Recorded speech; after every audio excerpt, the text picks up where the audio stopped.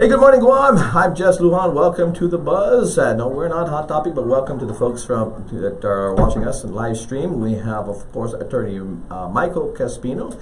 He's an attorney out of L.A. that was brought on to Guam, actually, to be the attorney, kind of like the bridge to this whole thing in regards to what's happening in the Archdiocese and, of course, the victims. And good morning. Welcome to Guam. How you doing? Good morning. Thank you for having me. Great to be here. You were saying you brought some suits out here. I said, are you crazy? Yes, I made a big mistake of bringing suits out here, so I had to go to Macy's and buy some shirts. There I feel much more comfortable, much more happy. There we go. But welcome to Guam. First time in Guam? First time in Guam. Okay. Well, you feel like home. You're from Orange County, right? I do. So this weather is a little bit colder over there, but you're Southern California. It's great to be here. A lot of tomorrows over there. Yeah. I've run into some there. There we go. Your role, I mean, I was first when I read this, I was kind of confused because, the paper today, some folks who don't quite understand what is happening. You are an attorney, but you're not necessarily representing the church because in the paper today, Attorney Turlai is trying to get some of these cases dismissed, the law being unconstitutional. That's not where you're at this point, yeah? I mean, that's not what you're doing here, right? That's not at all what I'm doing here. Okay. So just to explain, so this is what we're doing here. A lot of people have been hurt on this island because of the abuse crisis.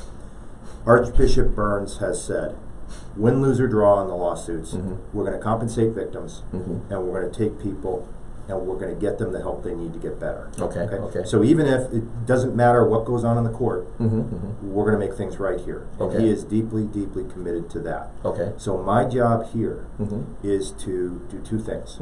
First thing, for those of people who have filed a lawsuit, I'm going to work with them and their attorneys and try to resolve the case. David Lujan and I have spoken a couple times. He's a good man. I could see he really cares about his clients, and he sees the utility of this. And so far, he's supportive. We're just working things out. Hopefully, over the next couple of weeks, we'll get him involved. But I'm going to talk to all the attorneys. Attorney Fowler as well. Attorney Perez. All of them. I'm going to try to get him in, and let's resolve these cases by the end of the summer. Let's get this done. Okay. The second thing I'm doing is we started the Hope and Healing. Okay. And that's a nonprofit organization, right? It's a nonprofit. We have a hotline. Okay. If you're someone out there who feels the tremendous strain of having been a victim, and you don't have anyone to talk to, and you need help, we're here for you. And the Archdiocese will pay for counseling. We'll pay for anything you need to get you better again. Okay. And so we have two tracks here. We're going to resolve these lawsuits. The second thing we're going to do is anybody who needs help, we're going to get them counseling, we're going to get them everything they need to get better again. So the Archbishop is saying that I want everybody, no matter what the heck happens in these lawsuits, I want everybody healed. That's what I want. So we're moving forward on that. Now let me ask you this. An attorney, your resume pretty much reads, you've represented a lot of victims in sexual molestation cases. A lot of dioceses. A lot of dioceses. Yes. Yeah, okay. Thank you for that. And so you've seen that your representation of victims, that these victims become victims again in repeated storytelling of what had happened. Yeah. Yeah. Well, that's a great question, and let me tell you about my history. Is that I represented dioceses and archdioceses and Catholic orders, and the old way we used to do is we'd go to court, we'd slug it out. The victims would have to go through depositions, which are heartbreaking. We'd litigate the case to death. At the end, we'd settle the case, and then where were we? What happened then? We had a victim who was alienated through the process. We had a family who was alienated through the process. We had a Catholic community that's alienated. My idea, what I try to do is, let's put all that aside. Let's sit down and figure out what someone needs to get better, and let's go ahead and fund it. That's what we want to do. There's no need for us to go to litigation. Let's work it out across the table.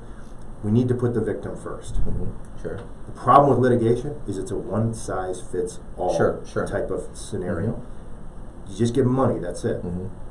We want to do more than that. We want to find ways to get these people to counsel. I mean, and that's a similar scenario, of course. Now more people are coming out, but in the case where rape victims don't want to come out because what they have to go through again, all reliving the tragic event that happens. Yeah, it's a very good point. It's the same thing. So we are already getting calls on our hotline, and we are already referring people to counseling in less than 24 hours. And it's very important. I've been on the line with some of them, and they're people who are 40, 50 years old who had this happen a long time ago, and they have told no one in their life and had this bottled up inside of them, and it's finally coming out. Now let me ask you this, because there has been there's been one female that has come out basically, and we have been saying here that over the years we have heard here in Guam, we're not going to mention names or the priests at the time that was suspected of again whatever with individuals within their diocese. But back at the time we heard that there were ladies that were involved with priests, now whether willingly or forcibly, whatever it may be. And I guess at the time it was known, it was more accepted at the time that women, of course, with men. And so where are all these women now? I mean, it was hard for the men to come out. But is it harder now also in your experience, the women who had these situations with priests to come out? It's hard for anybody. Yeah. It's hard for women, it's hard for men, it's hard for people under 18. I mean, it's very, very difficult. And that is why we're doing this, because everybody has their own special pain that they have. Sure. And we want to address their special pain. And you're right, women have come out, and we need to address their special pain in a different way than we address men's special pain, because they're different. Sure. So yeah, you're right. And it's I don't care how the abuse happened. I care about getting them healed. I care about the future, and that's what we're trying to do with Hope and Healing. Now, let me ask this question again. I'm sure you have a vetting process as well. Not to say this is happening, but I don't know if this happens in Dutch diocese where people will come out and say, "Oh, there's an opportunity for me to look at the cash, whatever it may be." Not to say that this happens, but how do you vet people again that really need help as opposed to maybe someone who's really wasn't or shouldn't be in that position? Or shouldn't. Yeah. How do you vet them? Well, first off, if anybody calls in for counseling, anybody, they're going to get the counseling. Okay. We don't interrogate those people. Okay. If they filed a lawsuit or a claim, then what we do is we ask them to submit to a psychologist who interviews them. I will tell you that in my experience, a good psychologist can interview someone and figure out very quickly whether it's a substantiated or unsubstantiated claim. Okay. So they'll see a psychologist, and then that psychologist will report back to us and say, yes, we believe this is a real claim. They're very good at that. I have very good people who've done that in the past. But I want everybody to know, we give you the benefit of the doubt when you commit. We give you the benefit of the doubt. Now, Attorney Lujan yesterday via interview via phone said that you guys have been communicating. There's been good communication, and if we can work something out that's conducive, I guess, for both sides. What does that mean? Because basically you're here in a different capacity than his capacity is as representing his client. So how do you come about to a certain, your thing is to treat them, and where they're coming from is a financial compensation. So where do you come in? Sure. Where's the medium between the two? Yeah. Well, here's the interesting thing that I want to add in there is we're putting together the Hope and Healing Board. Okay. I'm not making the decisions. Sure. My job is to help run this.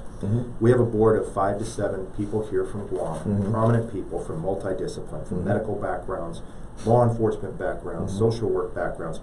And they're going to sit down and they're going to talk to David Lujan, and they're going to talk to you and the other attorneys. And the other attorneys. And they're going to work with them to come up with a number. And yes, that will compensate them for the agony and the pain they've gone through, but more importantly, it will fund future medical care for these people. And that's the thing we're going to do. And future medical care, I mean, just depending on the individual. There's not a one-size-fits-all too as well in regards to how a person or when the person heals. No, and let me give you a great example. Is there's a high prevalence of substance abuse with people who are victims of sexual abuse. So in some cases, we may say we're going to pay for drug treatment for that person, or we may say we're going to pay for another type of treatment. There's no one size fits all, and everybody who comes to us, we're going to look very carefully at what they need. So this is the long term, because I mean we've read, of course, individual stories whose individuals have been compensated, but they just never got over that and committed suicide. I mean, this is there's the stories of that. I've seen people who were compensated through the court system. Sure. And they killed themselves a year later. I saw that happen. Sure. I've seen people compensated and the money's gone within 6 months. Yeah. We really want a long-term solution here. And the funny thing is, Archbishop and I were talking, and I said, boy, how long do you want this to go? And he said, until every single victim is healed. Mhm. That's how long this program is going to go. But how do you deal with this? Okay, I mean, over the course of the years here in Guam, and of course you see this in other archdioceses as well. The confidence in the church. Some of them still hold on to it. A lot of people have lost confidence in the church. I mean, it's not your role, but how do you make sure that Archbishop Burns and everybody else in the church says, hey, you have this doctrine, you have this of obedience as well, and there's certain thing with obedience, but if you have obedience to the point where we get to this point, I mean, that continues to stay. But how do you change that climate then for people to come to now again? Let's have a rebirth of faith of the church again. Yeah, we need to earn it back. Mhm. The church needs. I mean, Archbishop knows we need to earn the trust of the community back, Mhm. and hopefully, the first step we can do is to heal everybody who's been hurt, right, Mhm. and earn the trust back. And we're going to do that, and he is committed to that, and I'm committed to it, and everybody involved in this process is committed to earning the trust back of the people. And we got to say, that's not just this is not just the Catholic Church. Other faiths had gone through this as well. They have, yes, they have. Definitely. I mean, you hear more about it at the Catholic Church because there's a bigger denomination, basically. Yes. Yeah, but I think almost every faith has situations such as this. Yeah. Unfortunately, it happens. Mhm. Yeah. So again, the hotline's here. Are you here to stay? How long are you here for? I mean, yeah. Well, I'm just here. I'm going to leave for Easter back home, and Okay. then I'm going to come back, and I'm going to be here pretty much full time until we get this done. To get this done. Yes. Oh, you're going to be a Guam resident then. You're going to be boating. I love the food here, so I can. I discovered Finidenti, and that's Finidenti, yeah, That there you stuff I put it on everything. It's great. It's amazing. As long as you eat the pancakes, you put that on there too. I do. Yeah, people have said I'm an islander already because I love it so much. But you come from Morris County, so it might as well be that. Yeah. So that's right. Anyway, so people can get a hold of you, and again, your main role here. Are you the only one? I mean, are you manned? We're manned. We're up. We're running. We have volunteer case workers who are working. Could I ask you a favor? Sure, Could I put the number out there? Sure. I have the number. It's right here. Okay. It is. Anybody out there who needs help, or if you know somebody who needs help, get them this number. We want to help them. The number is 888-649-5288. That's 888-649-5288. Have them give us a call. We'll get them the counseling they need. We'll get them the help they need. We have people standing by right now. If, for some reason, last night we got a lot of calls, it's busy, or you go into voicemail, we will call you back or call back. But we're going to get you the help you need if you call that number. Let me ask this as well, because I know that we read about, of course, there was an initial funding, I think, of $1 million was put in there to start that. With the number of people calling, you said you had tremendous amounts of calls. Just your first day up and running. Right. Long-term fixes and all that, and then whatever happens with the lawsuits, whatever happens, then you're going to try to settle them. But if you and I were looking at this in our own private companies, we're looking at going into dissolving. Yeah, but I have every bit of faith. The Archdiocese is committed to funding this no matter what. There is insurance money that is present. Okay. There is money from land sales. As you've heard, that the Archdiocese is going to sell some properties. Okay. And so I think that we're going to be able to fully fund this. And I have every bit of confidence we can do it. Well, that's one of the other things as well, are the folks that are still hanging on the church. Is this going to bankrupt the church? Our church is going to close down as a result of this? I mean, that's the other side to this, you know? I mean, yeah, the actions of individuals have brought it to this point. So it's both sides. I mean, there's a no-win situation with this. Well, here's the thing. These are very complex problems at a lot of levels. But what I say is this to everybody. If we truly want to solve this, just focus on the victims. Yeah. Forget the past, focus on the victims, get them better. If we can do that, everything will work itself out. If we heal the victims, everything will work itself out. bankruptcy, I don't see it as an option. An option, yeah. I don't see it as an option. Mm-hmm. I think we can resolve these cases Mm-hmm. as they are today. Mm-hmm. Now, you see what's in place with Archbishop Burns and what he put in place. Is that something, again, that people can take seriously? Is this lip service? I mean, we've heard this before with the former Archbishop, coming out saying things and really, it's hard, I mean, and we have to see, it's like seeing is believing. So, Sure. You don't blame people for being really skeptical. So how do we know that things are moving along? Let me give you an example. Mm-hmm. I was in a meeting where the Archbishop was talking about what properties to sell. He said, sell my house first. Up the hill there. Sell my house. Sell his house, okay. Yeah, that tells you a lot, Mm-hmm. doesn't it? Mm-hmm. That tells you how committed he is.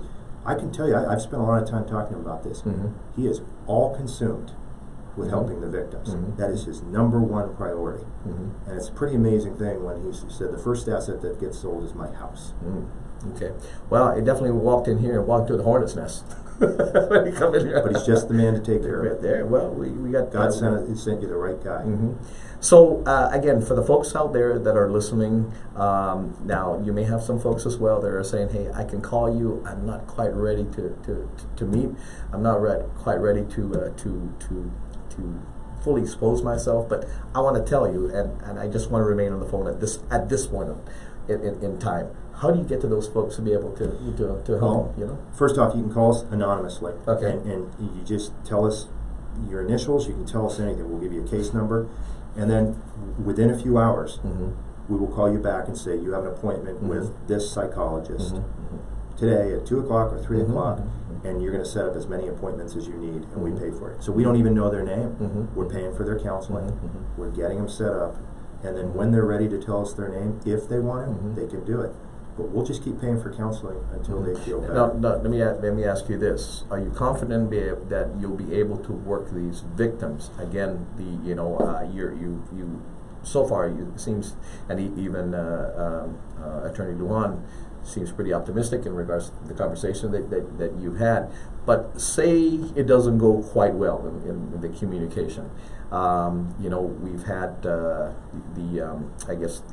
another archbishop or cardinal that was out here basically, and because of the way they do things, the way the Vatican does things, they're not permitted to have their legal counsel there and all that. So he pulled back. He said, "Hey, look, unless I'm there, sitting down with the victims while you're questioning them, they're not going to be there and speaking to you. They need to have representation." So if it gets to that point and says, "You're not, I'm not going to have," or any of the attorneys say, "I'm not going to have any of my clients communicate with you," how do you accomplish what you're going to do? We'll work it out. Mm-hmm. I've done this before. Mm-hmm. We've always been able to work it out. We've always been able to look after the interests of the victim first. If we Mhm. put the victim first in every circumstance, Mhm. we'll always be able to work it out. Mm-hmm. We need mindsets like you in the legislature too. I'm not running for office. No, I promise. but I mean, can we get some of your mindsets? Don't worry, we'll work it out. One problem at a time. Maybe we could talk to you by the time you're done with this thing. You'll be arrested, you'll be eligible to run for office. What else you have to tell the folks out there? The only thing I want to tell you is please call us. If Mhm. you've been harmed, if you've been hurt, Mhm. we want to help you. And that number again is 888-649-5288. We'll Yeah. get you the help you need. We'll get you well again. And anything you need, we're going to take care of you. Yeah, we have of course Crystal Baco in here this morning as well, a reporter. So I'm sure she has questions. Crystal, go ahead. So we know your game plan. Tell us about your. Oh, sorry. Here, let's switch this. Switch. All right, there you go. Okay. So we know your game plan. What are your credentials? We can Google search you, but we want to hear from you. What makes you qualified to do this work here on Guam? Well, the first thing I think that qualifies me over anything is that I've experienced seeing a lot of pain in people who've been hurt by the church. And I don't know, I think to do my job, you have to have seen the pain that I've seen, and you have to have the longing to want to help the people. That's the number one thing. It's not a diploma on the wall or anything else. I have a heart that wants to help these people, and I think that's the number one thing.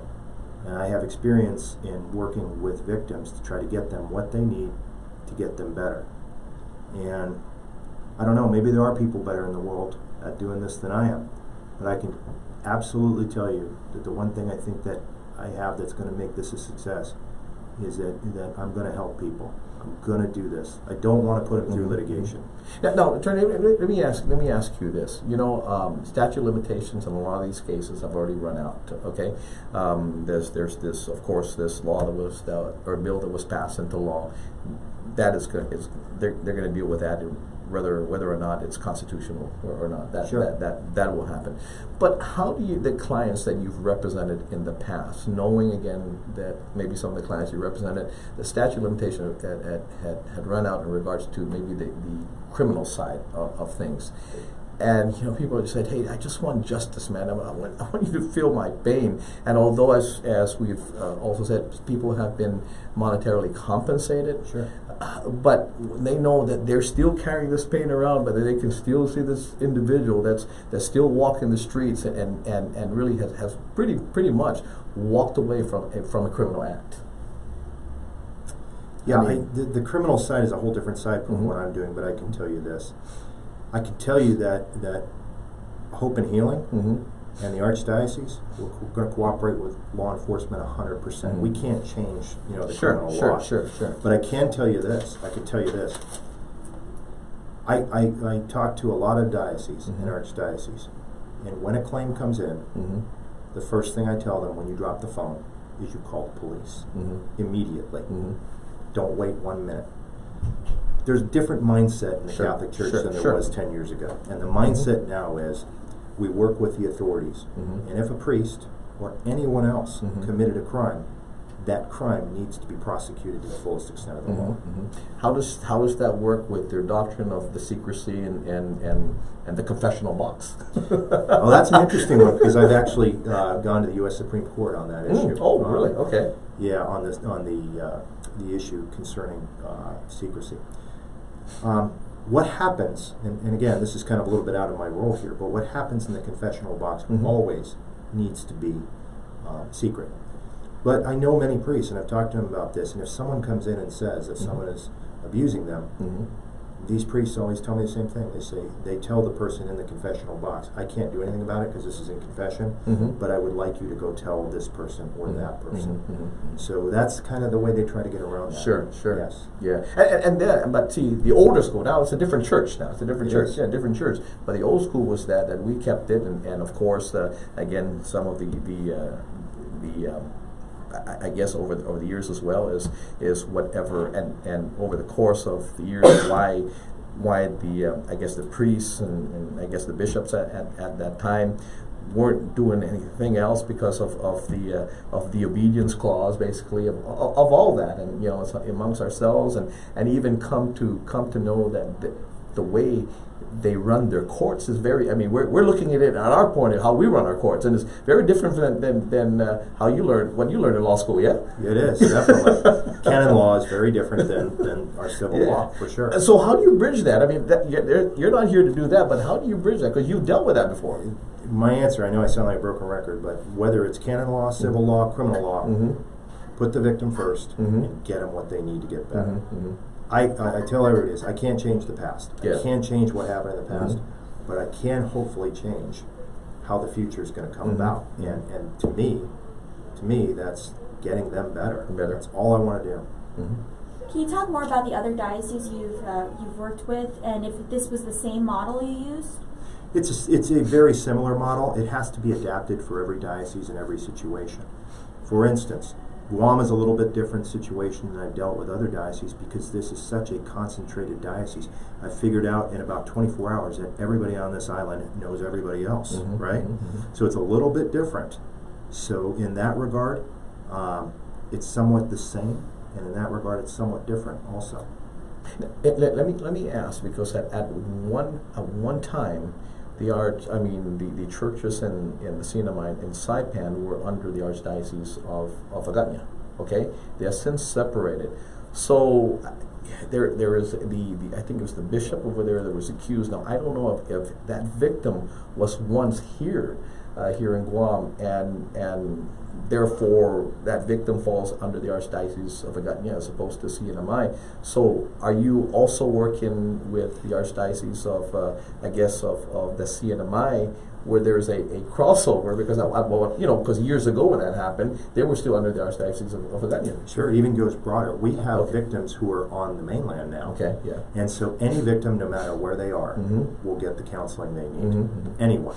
Whether they're on the islands, whether they're here, wherever it may be, anywhere. I'm not concerned with how it happened. I'm concerned with getting it better, and it doesn't matter where they're located. Okay.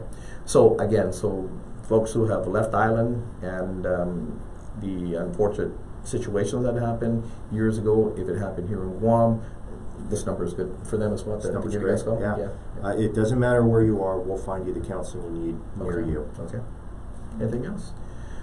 Attorney, thank you very much. I appreciate you coming in here. And this is the number we can get a hold of you. Yeah, one more time. It's 888-649-5288. And if you have a brother, if you have a sister, or a son or a daughter who has been hurt, get them this number. Let's get them to call. Let's get them the help they need. Let's get them better. One more thing before you go. That this is just not limited to minors at the time, but you also have,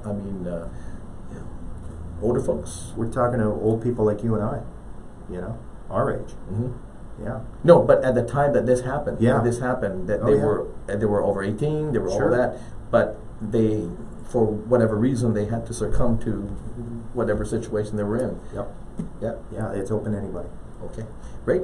Well, attorney, thank you very much. I appreciate it. Of course, happy Easter to you and your family. Safe travels, and then coming back. And you'll be back right after Easter, you say? I will. Okay.